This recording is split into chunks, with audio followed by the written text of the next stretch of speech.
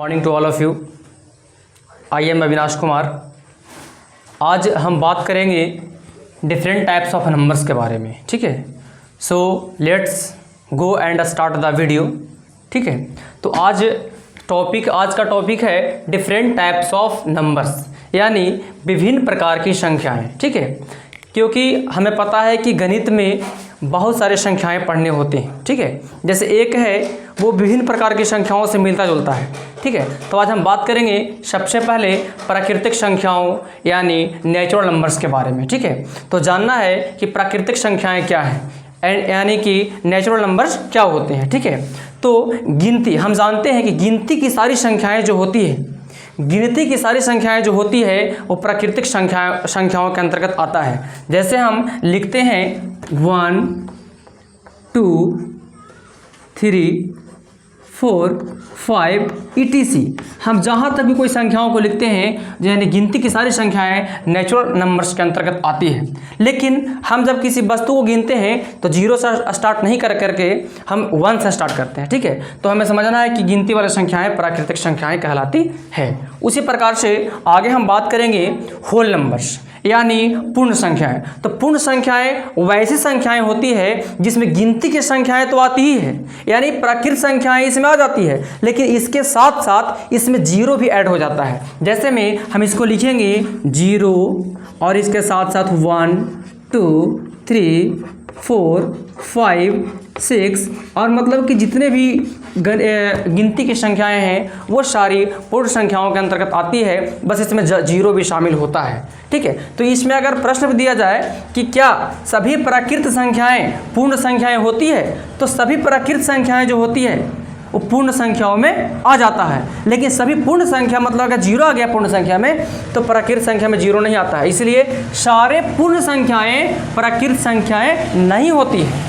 ठीक है, अब इसके आगे हम बात करते हैं इवन नंबर्स यानी सम संख्याएं के बारे में। ठीक है, तो हमें पता है सम संख्या वैसी संख्या को कहते हैं जो 2 से पूरा विभाजित हो जाए। जैसे में लिखते हैं 2 4 8 12 16, ये जितनी भी संख्याएं हमने लिखा यहाँ बोर्ड पे, ठीक है, ये सारे 2 से डिविजिबल है, यानी 2 से विभाजित होती है पूर्णतः, है ना। तो ऐसी संख्याओं को हम क्या कहेंगे, सम संख्या। ठीक है, यानी इसको वैसे भी डिफाइन कर सकते हैं हम कि जिस संख्या के अंत में, है ना, जिस संख्या के अंत का अंक 0 हो, 2 हो, 4 हो, 6 हो, 8 हो, तो वे संख्याएं सम संख्याएं कहलाती है। इसी में अगर हम लिख दिए 13, तो 13 जो है ये 2 से डिविजिबल नहीं है पूरा, इसलिए ये सम संख्या नहीं है। ठीक है, अब आगे हम बात करते हैं विषम संख्याओं के बारे में। तो विषम संख्याएं वैसी संख्या को कहते हैं जो 2 से पूर्णतः विभाजित ना हो। जैसे में हम लिखते हैं 1 3 5 7 9 etc। ये जितनी भी संख्याओं को हमने विषम संख्या के जगह पे लिखा है ये सारी संख्याएं 2 से डिविजिबल नहीं है, यानी 2 से कटने वाली नहीं है, अतः ये सारी संख्याएं विषम संख्याओं के अंतर्गत आएगी। इसके बाद हम बात करेंगे अभाज्य संख्याओं के बारे में। ठीक है, कि अभाज्य संख्याएं क्या होती है। हम सब यहाँ तक पढ़ लिए, है ना, बंद करो तो।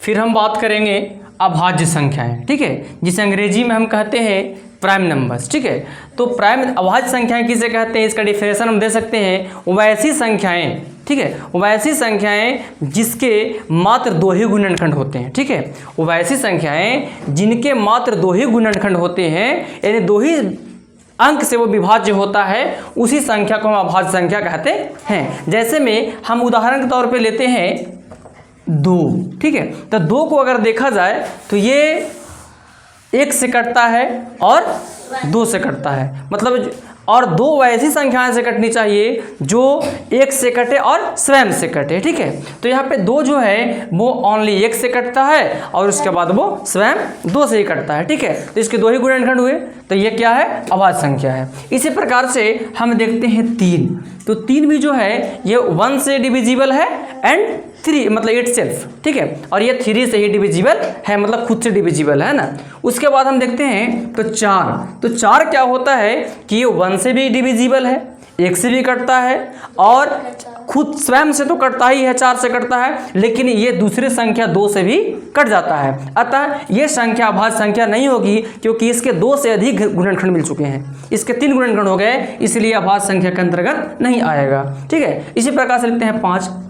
तो 5 को भी देखा जाए तो ये सिर्फ 1 से ही कटता है और खुद से 5 से ही कटता है। इसके भी 2 ही मात्र गुणनखंड हुए, तो ये संख्या कैसी संख्याएं हैं? अभाज्य संख्याएं हैं, है ना। फिर लिखते हैं 6 भी नहीं होगा, क्योंकि 6 जो है वो 2 से कट जाता है और 3 से भी कट जाता है, मतलब दूसरे संख्याओं से कट जाता है ना, खुद से तो कटता ही है। ठीक है, तो ये संख्या अभाज्य संख्या 6 जो है अभाज्य संख्या के अंतर्गत नहीं आएगी। फिर लिखते हैं 7। तो 7 भी जो है अभाज्य संख्या होगी, क्योंकि ये ओनली 1 से एंड 7 से ही डिविजिबल होती है ना।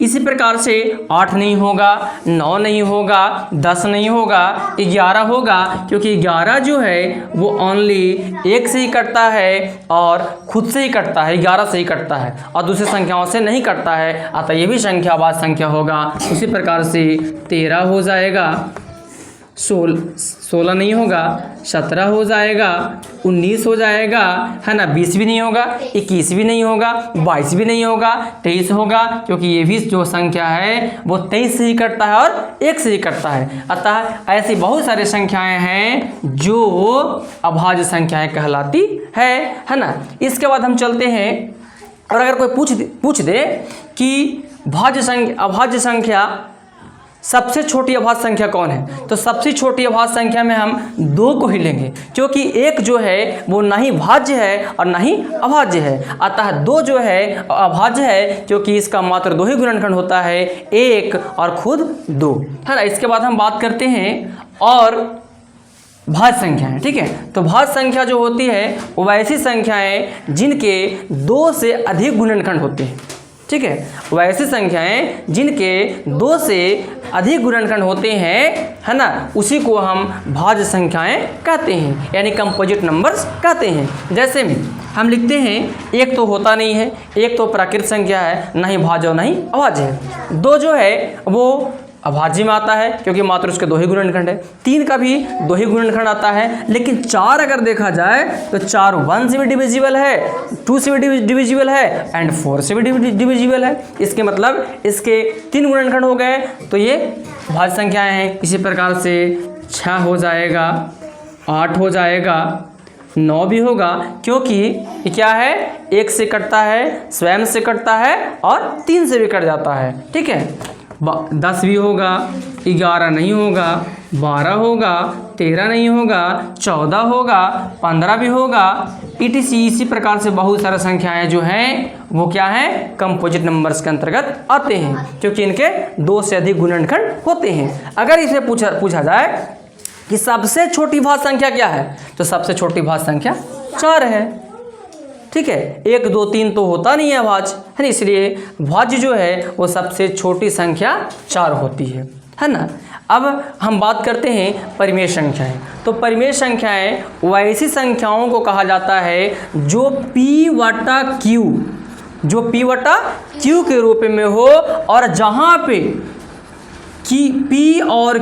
जहाँ पे P और Q कोई पूर्णांक हो, मतलब कोई अंक हो, है ना, और Q के बराबर 0 होना नहीं चाहिए।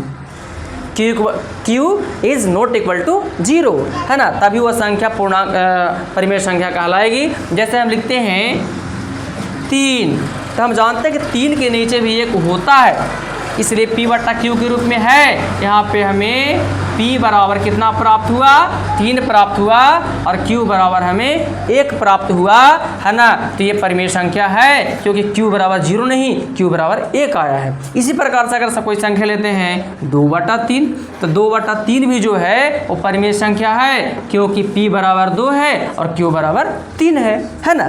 उसी प्रकार से हम लेते हैं अगर 5/0, ठीक है, तो 5/0 ये परिमेय संख्या नहीं होगी, क्योंकि P बराबर तो 5 है, लेकिन Q बराबर क्या है, 0 है। और हमने बताया है कि Q बराबर 0 अगर नहीं रहेगा, है ना, Q बराबर 0 नहीं रहेगा, तभी वह संख्या परिमेय संख्या होगी। यहाँ तो Q बराबर 0 मिला है, अतः ये संख्या पूर्ण संख्या, ये संख्या परिमेय संख्या नहीं है ना।